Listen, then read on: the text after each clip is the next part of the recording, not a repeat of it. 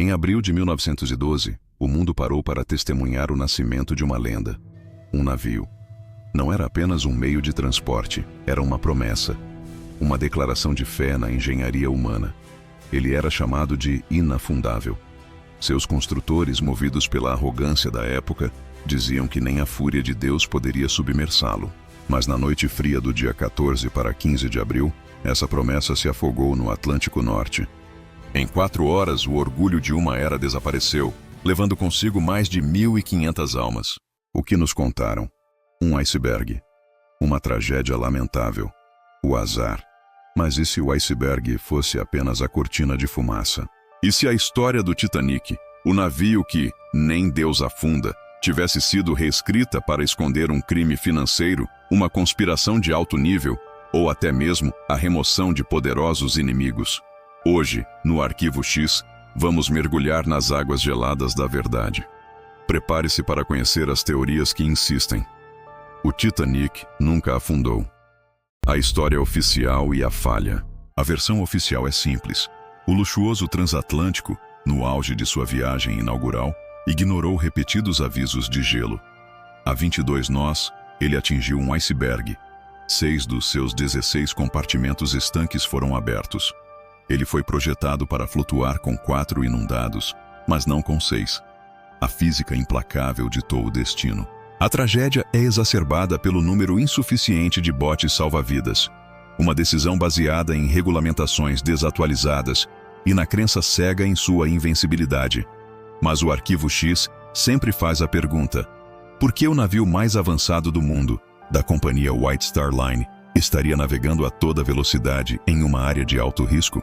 E por que a White Star tinha uma política de seguro tão complexa?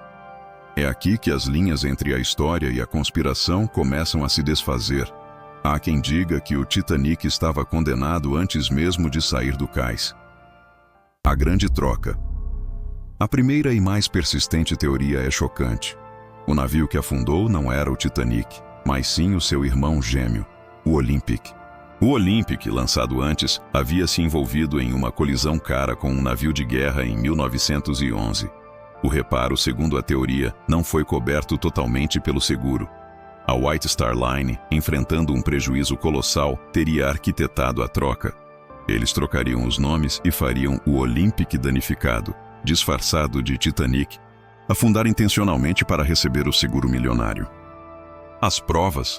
A teoria aponta para pequenas diferenças nas janelas e nos números da quilha que teriam sido apressadamente remendados. Além disso, muitos tripulantes veteranos do Olympic foram misteriosamente transferidos para a viagem do Titanic. O mais perturbador, um dos homens que sabia demais era o fogueiro Robert Hitchens. Ele teria sido um dos poucos a notar a troca. Sua recompensa por saber a verdade, uma vida arruinada e o ostracismo.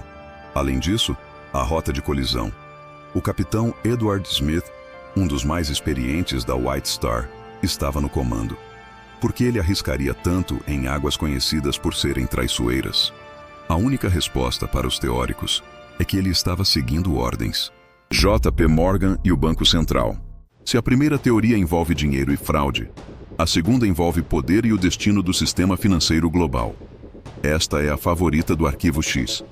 O Titanic transportava 3 dos homens mais ricos e influentes da época: John Jacob Astor IV, Benjamin Guggenheim e Isidor Straus.